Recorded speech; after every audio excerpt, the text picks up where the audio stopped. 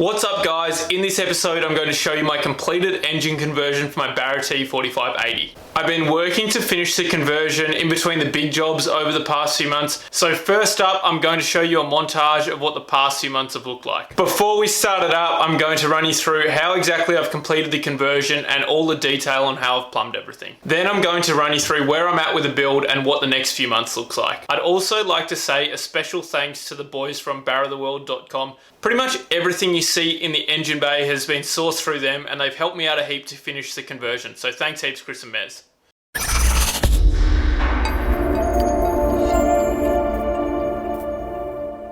Plumbing the engine today, I've decided to go all dash fittings to braided hoses. So I'm going to use a lot of braided hoses in the engine bay where the temperatures are high. This is all stuff from Barra the World. It's all racework stuff. It's all good quality stuff. And I guess there's a heap of dash fittings. I'm not really familiar with it, to be honest, and the guys from Barra the World helped me out a heap with it. I think the racework stuff is really good quality gear, and that's why I'm using it on the build. It's also designed and developed in Australia, which is just an added bonus. There are a heap of Barra specific fittings here. They're all specialty parts made by Raceworks Australia, and you can get them from barratheworld.com.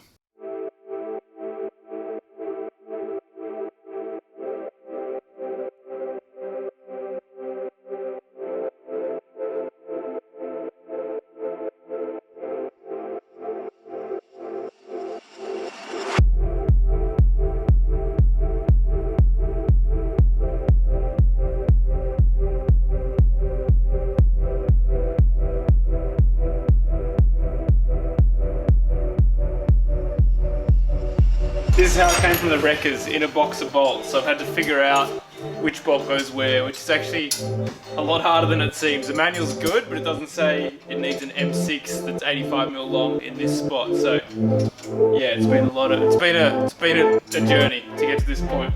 We're not using anything fancy to cut the lines. Normally cotton tape's best, but we only have masking tape on us tonight, so we're just using an angle grinder and going as slow as we possibly can.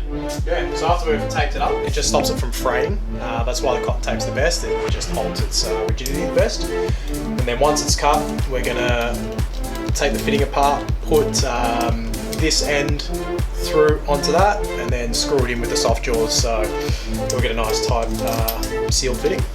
Beautiful. Nice and slow, so we don't want any frays.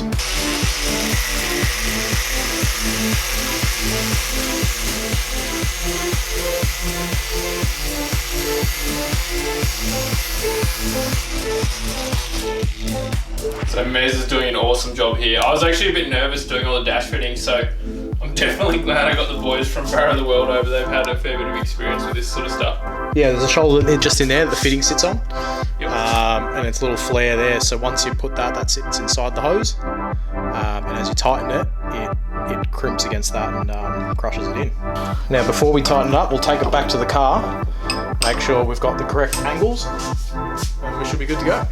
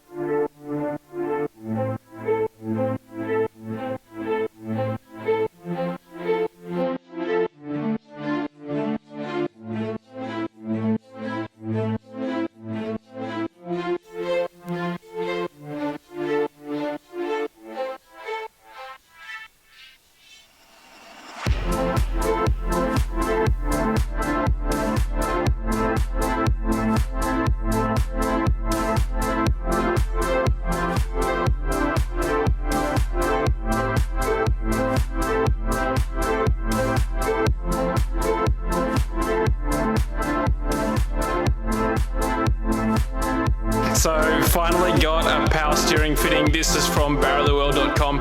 So we've put it in the freezer and we're about to press fit it into the power steering pump, and we're using a little bit of blue Loctite, which came as sort of a kit.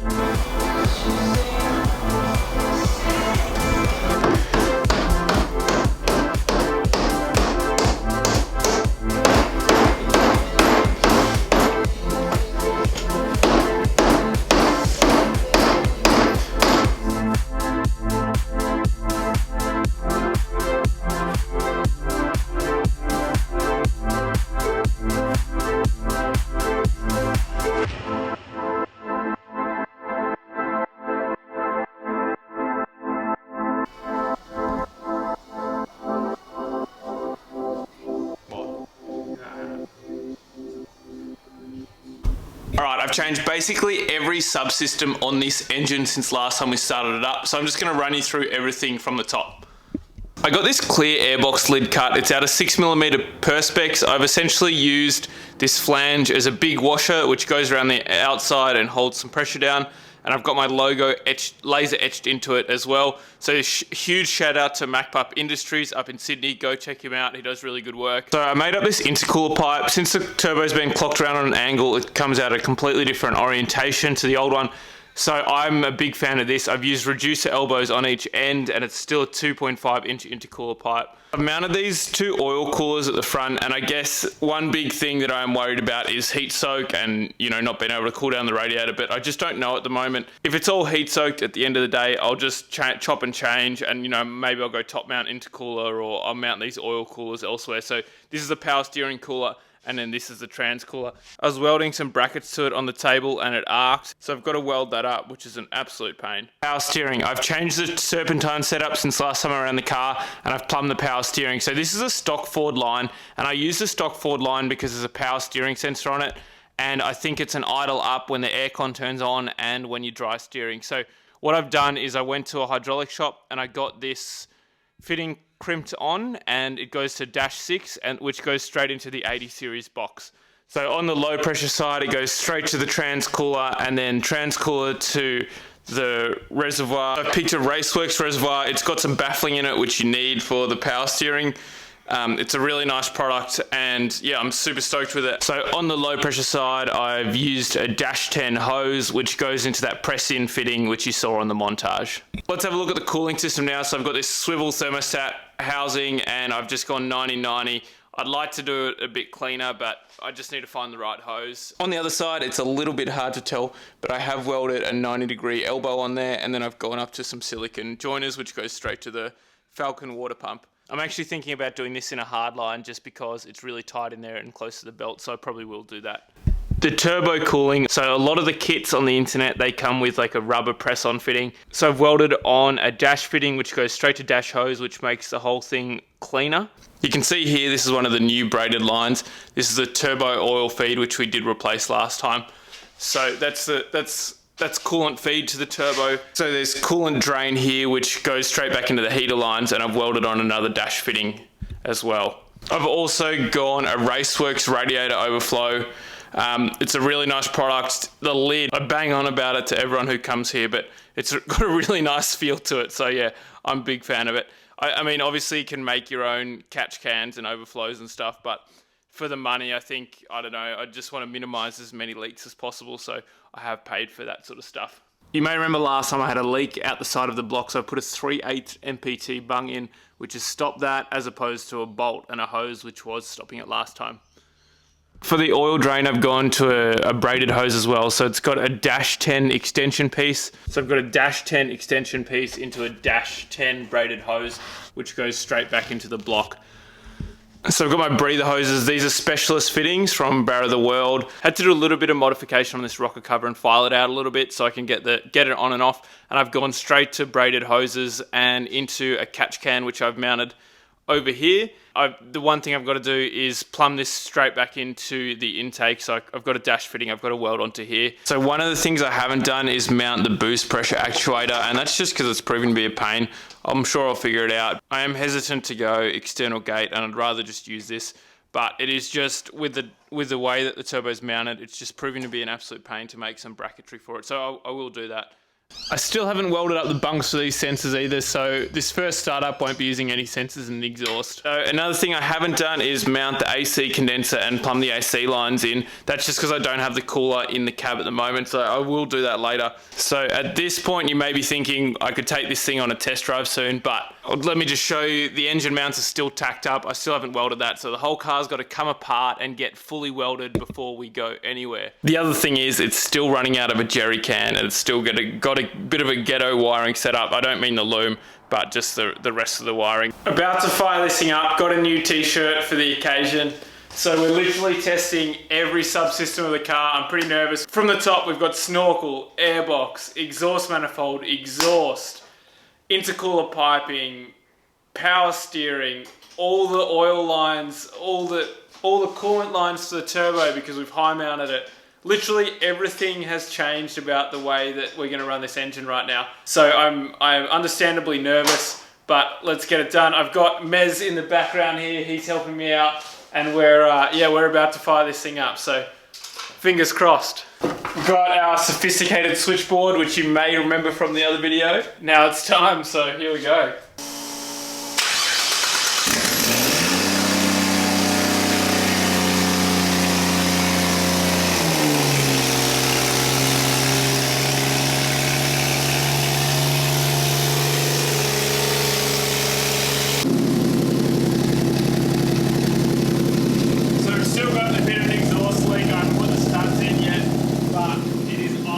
Way better than it did last time.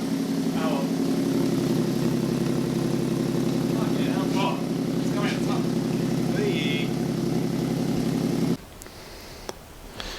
Bit of a debrief from that start. So we have a bit of a water leak, just a little seep from this banjo bolt here. So I'm going to go grab some new crush washers for that before I start it again.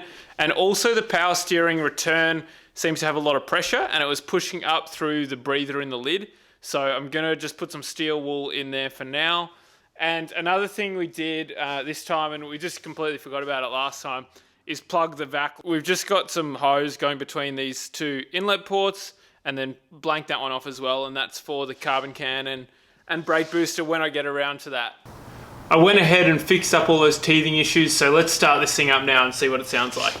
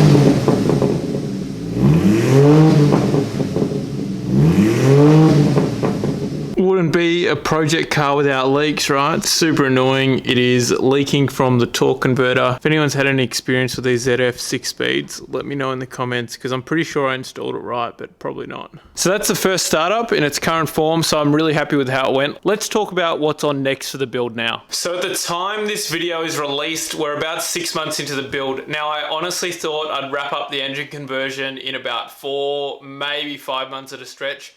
And we're, a few months past that. I never budgeted for making a manifold or an airbox. I thought I was going to be able to use off-shelf items. I also didn't budget the amount of time which it takes me to edit and put these videos up on YouTube. The filming's not bad, but the editing takes ages. I work a 9 to 5 and I'm trying to lead a balanced life. I really don't want to get burnt out and get sick of this project. I'd probably say 20 to 30 hours every week consistently for the last 6 months on average. Cost of the conversion. Maybe I should make a separate video about this. I have kept it all pretty well documented, but we're about 15k deep for all the stuff that you see under the hood at the moment, and that's not including the fuel system and driveline components. So I can easily see how shops charge big dollars for these conversions. I think I initially said that this is going to be a 12-month build in the first video. Just looking at the amount of work I've got to do over the next 6 months, I don't think I'm going to make it a 12-month build. I think it's going to take a little bit longer than that. And I think there's just going to be a heap of little jobs which are really time consuming, which sort of drag on for the last few months of this build. But I do think that, you know, we'll have something resembling a car in the next few months. If you've been following along from the start and remember back to the initial plan, I was planning on getting it engineered and driving it without painting it. Now I'm thinking I'll get the tray and the guards done, and then I'm going to pull everything back down for paint.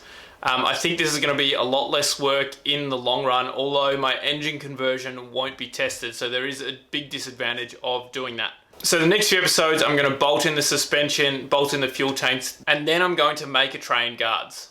If you enjoyed this episode, guys, don't forget to hit like and subscribe. I'm super stoked on my first engine conversion, and I cannot wait to test this thing out.